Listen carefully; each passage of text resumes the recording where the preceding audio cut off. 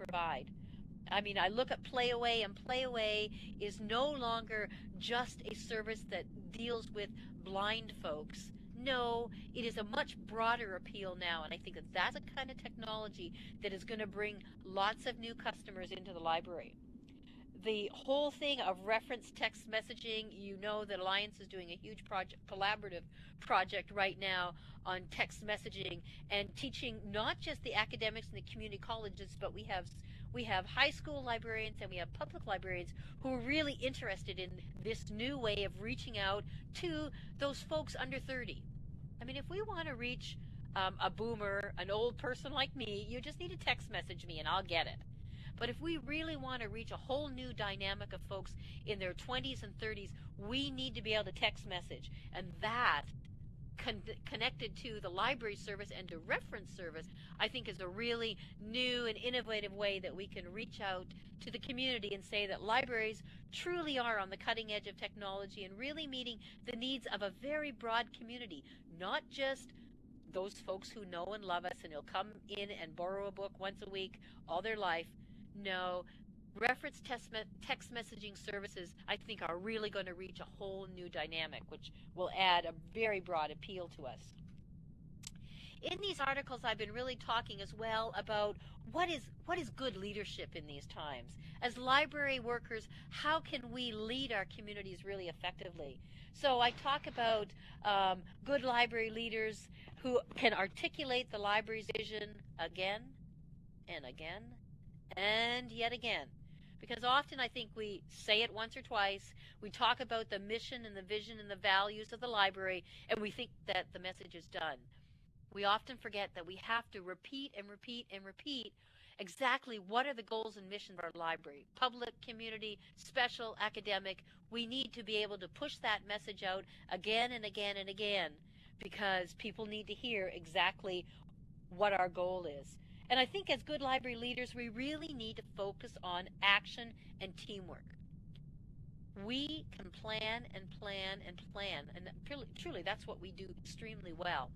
But after the planning is done, we need to leap into action. It is action that is going to move us ahead and pull us out of this recessionary time. So action combined with teamwork are the pieces that are really building good leadership for our libraries. I talk in one of my articles about staying healthy because you know what? It's really hard to lead if you are not looking after yourself.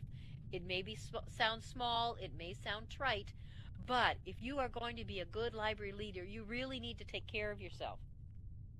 Good library leaders need to listen well. In fact, the last two articles I've written in the last 2 weeks, Good Leaders Are Good Listeners, talk specifically about how often, and I would be the first to humbly admit to you that I'm a great talker and not a good listener.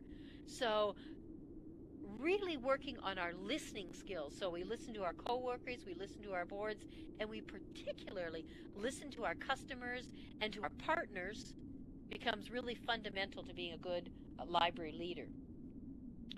And then perhaps one of the most interesting articles that had huge response from folks was talking about how common sense has come back into fashion. Common sense, which something you can't legislate, something you really can't teach. Common sense has finally come back into an important factor in being a good leader. The last piece I talk about when I talk specifically about good library leadership has to do with the power of thank you and good manners. And thank you and good manners, being respectful of our community, our funders, all those kinds of things have come back into fashion in the last 6 to 8 months. The last thing, perhaps, I've learned in writing these articles about what's happening in our world right now, and I kind of laugh when I tell you, but being thrifty and being green, I should have worn green today. That would have been really impressive. But anyways, being thrifty and being green is finally chic. Whether you're bringing your lunch to work, whether you're shopping at Goodwill, which just happens to be my favorite store, or not printing every single email that you receive, being green and being thrifty has come back into fashion. And libraries across the country, from Vancouver Island to the Florida Keys, are embracing green like no other single theme that I've seen in the last 15 years of librarianship. And so I think that being green and being thrifty is certainly something that I've seen really come to fruition in our libraries. The one piece I think I'd like to share with you before I end this little presentation is to let you know that next Wednesday, May the 13th, 11 o'clock Central Time, I'm doing a 1-hour webinar for the Circe Dynex Institute, and I'll be elaborating a little more on what I've given you in quite a little soundbite, and that is talking about leading in tough times.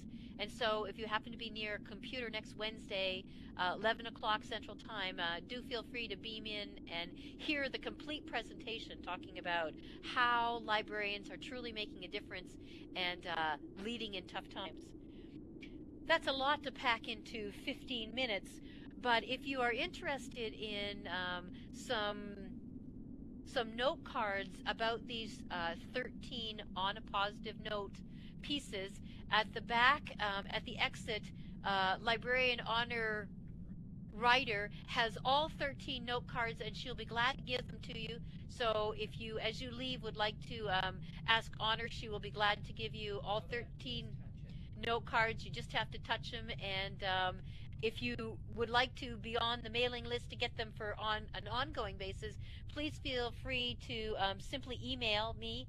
It's kittypope@alliancelibrarysystem.com, and I will be glad to put you on the regular Monday morning.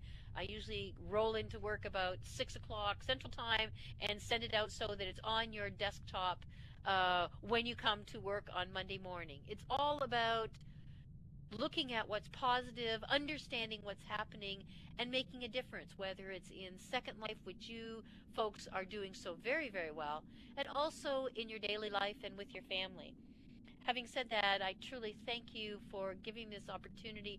I know you are going to have a fabulous weekend, and there are great jobs out there, because this, without a doubt, is absolutely the best time to be a librarian. I wish you the best of luck, and thank you so much.